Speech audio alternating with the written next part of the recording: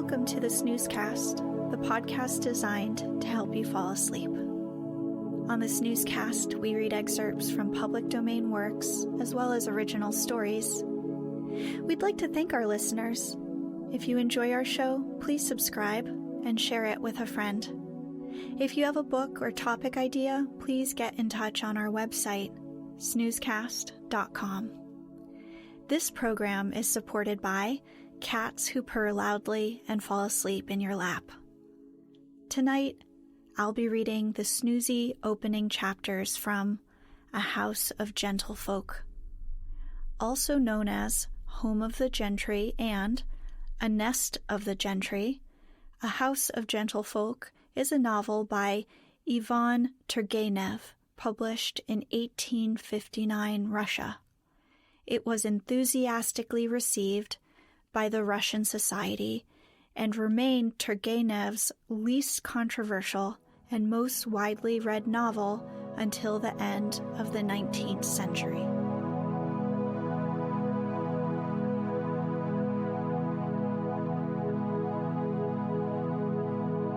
Let's get cozy. Close your eyes. Relax your body into the softness of your bed.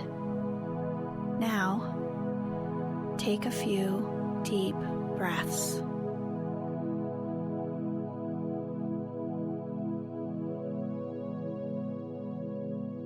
Chapter 1. A bright spring day was fading into evening. High overhead in the clear heavens, small rosy clouds seemed hardly to move across the sky, but to be sinking into its depths of blue. In a handsome house in one of the outlying streets of the government town of O, it was in the year 1842, two women were sitting at an open window. One was about 50, the other an old lady of 70. The name of the former was Marya Dmitrievna Kalatin. Her husband, a shrewd, determined man of obstinate, bilious temperament, had been dead for 10 years. He had been a provincial public prosecutor, noted in his own day as a successful man of business. He had received a fair education and had been to the university. But having been born in narrow circumstances, he realized early in life the necessity of pushing his own way in the world and making money. It had been a love match on Marya Dmitrievna's side. He was not bad-looking, was clever, and could be very agreeable when he chose. Marya Dmitrievna Pesto, that was her maiden name, had lost her parents in childhood. She spent some years in a boarding school in Moscow, and after leaving school, lived on the family estate of Pokrovsko, about 40 miles from O, with her aunt and her elder brother. This brother soon after obtained a post in Petersburg and made them a scanty allowance. He treated his aunt and sister very shabbily, till his sudden death cut short his career.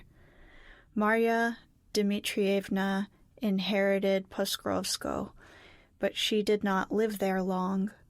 2 years after her marriage with Kalatin, who succeeded in winning her heart in a few days, Pokrovsko was exchanged for another estate, which yielded a much larger income, but was utterly unattractive and had no house. At the same time, Kalatin took a house in the town of O, in which he and his wife took up their permanent abode. There was a large garden round the house, which on one side looked out upon the open country away from the town. And so, decided Kalatin, who had a great distaste for the quiet of country life, there would be no need for them to be dragging themselves off into the country. In her heart, Marya Dmitrievna more than once regretted her pretty Pokrovskoe, with its babbling brook, its wide meadows, and green copses, but she never opposed her husband in anything, and had the greatest veneration for his wisdom and knowledge of the world. When after 15 years of married life he died, leaving her with a son and 2 daughters, Marya Dmitrievna had grown so accustomed to her house and to town life that she had no inclination to leave O. In her youth, Marya Dmitrievna had always been spoken of as a pretty blonde, and at 50 her features had not lost all charm, though they were somewhat coarser and less delicate in outline. She was more sentimental than kind-hearted, and even at her mature age she retained the manners of the boarding school. She was self-indulgent and easily put out, even moved to tears when she was crossed in any of her habits. She was, however, very sweet and agreeable when all her wishes were carried out and none opposed her. Her house was among the pleasantest in the town. She had a considerable fortune, not so much from her own property as from her husband's savings. Her 2 daughters were living with her. Her son was being educated in one of the best government schools in Petersburg. The old lady sitting with Marya Dmitrievna at the window was her father's sister, the same aunt with whom she had once spent some solitary years in Pokrovskoe. Her name was Marfa Timofyevna Pestov. She had a reputation for eccentricity, as she was a woman of an independent character, told everyone the truth to his face, and even in the most straitened circumstances behaved just as if she had a fortune at her disposal. She could not endure Kalatin, and directly her niece married him, she removed to her little property, where for 10 whole years she lived in a smoky peasant's hut. Marya Dmitrievna was a little afraid of her. A little sharp-nosed woman with black hair and keen eyes, even in her old age, Marfa Timofyevna walked briskly, held herself upright, and spoke quickly and clearly in a sharp, ringing voice. She always wore a white cap and a white dressing jacket. "What's the matter with you?" she asked Marya Dmitrievna suddenly. "What are you sighing about, pray?" "Nothing," answered the latter. "What exquisite clouds! You feel sorry for them, eh?" Marya Dmitrievna made no reply. "Why is it Gedyanovsky does not come?" observed Marfa Timofyevna, moving her knitting needles quickly. She was knitting a large woolen scarf. "He would have sighed with you, or at least he'd have had some fib to tell you about it." "How hard you always are on him. Sergei Petrovitch is a worthy man." "Worthy," repeated the old lady scornfully. "And how devoted he was to my poor husband," observed Marya Dmitrievna. "Even now he cannot speak of him without emotion." "And no wonder. It was he who picked him out of the gutter," muttered Marfa Timofyevna, and her knitting needles moved faster than ever. "He looks so meek and mild," she began again, "with his gray head, but he no sooner opens his mouth than out comes a lie or a slander. And to think of his having the rank of a counselor! To be sure, though, he's only a village priest's son. Everyone has faults, Auntie. That is his weak point, no doubt. Sergei Petrovitch has had no education. Of course he does not speak French. Still, say what you like, he is an agreeable man." "Yeah, he is always ready to kiss your hands. He does not speak French. That's no great loss. I'm not over strong in the French lingo myself. It would be better if he could not speak at all. He would not tell lies then. But here he is, speak of the devil, added Marfa Timofyevna, looking into the street. Here comes your agreeable man striding along. What a lanky creature he is, just like a stork. Marya Dmitrievna began to arrange her curls. Marfa Timofyevna looked at her ironically. What's that? Not a gray hair, surely? You must speak to your Polashka. What can she be thinking about? Really, Auntie, you're always so, muttered Marya Dmitrievna in a tone of vexation, drumming on the arm of her chair with her fingertips. Sergei Petrovich Gedianovsky was announced in a shrill, piping voice by a rosy-cheeked little page who made his appearance at the door. Chapter 2. A tall man entered, wearing a tidy overcoat, rather short trousers, gray doeskin gloves, and 2 neckties, a black one outside and a white one below it. There was an air of decorum and propriety in everything about him, from his prosperous countenance and smoothly brushed hair to his low-heeled, noiseless boots. He bowed first to the lady of the house, then to Marfa Timofyevna, and slowly drawing off his gloves, he advanced to take Marya Dmitrievna's hand. After kissing it respectfully twice, he seated himself with deliberation in an armchair, and rubbing the very tips of his fingers together, he observed with a smile, "And is Elizaveta Mihailovna quite well?" "Yes," replied Marya Dmitrievna. "She's in the garden." "And Elena Mihailovna?" "Lenotchka's in the garden too. Is there no news?" "There is indeed," replied the visitor, slowly blinking his eyes and pursing up his mouth.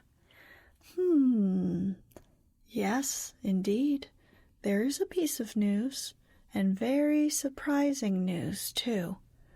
Lavretsky, Fyodor Ivanitch, is here." "Fedya," cried Marfa Timofyevna, "are you sure you're not romancing, my good man?" "No, indeed, I saw him myself." "Well, that does not prove it."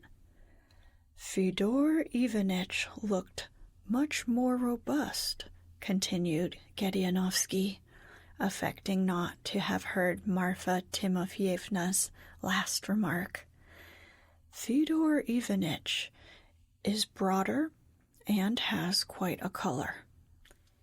"He looked more robust," said Marya Dmitrievna, dwelling on each syllable. "I should have thought he had little enough to make him look robust." "Yes, indeed," observed Gedianovsky. "Any other man in Fyodor Ivanitch's position would have hesitated to appear in society." "Why so, pray?" interposed Marfa Timofyevna. "What nonsense are you talking about? The man's come back to his home. Where would you have him go? And has he been to blame? I should like to know." "The husband is always to blame, madam, I venture to assure you, when a wife misconducts herself." "You say that, my good sir, because you have never been married yourself." Gedianovsky listened with a forced smile. "If I may be so inquisitive," he asked, after a short pause, "for whom is that pretty scarf intended?" Marfa Timofyevna gave him a sharp look. "It's intended," she replied, "for a man who does not talk scandal, nor play the hypocrite, nor tell lies, if there's such a man to be found in the world. I know Fedya well. He was only to blame in being too good to his wife.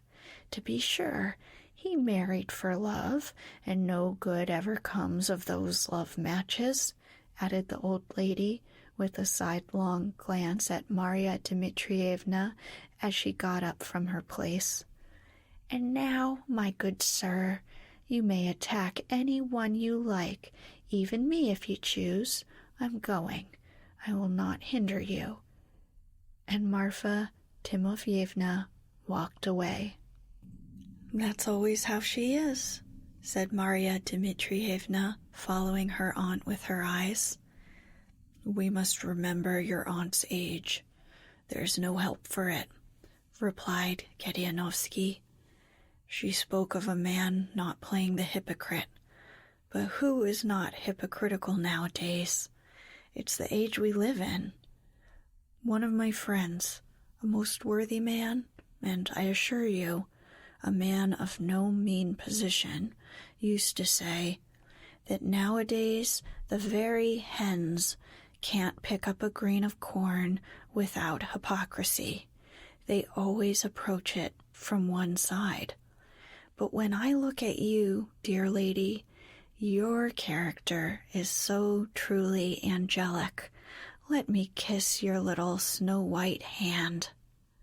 Marya Dmitrievna, with a faint smile, held out her plump hand to him with the little finger held apart from the rest. He pressed his lips to it, and she drew her chair nearer to him, and bending a little towards him, asked in an undertone, "So you saw him? Was he really all right, quite well and cheerful?" "Yes, he was well and cheerful," replied Gedianovsky in a whisper. "You haven't heard where his wife is now?" "She was lately in Paris now, they say. She has gone away to Italy." "It is terrible indeed, Fedya's position.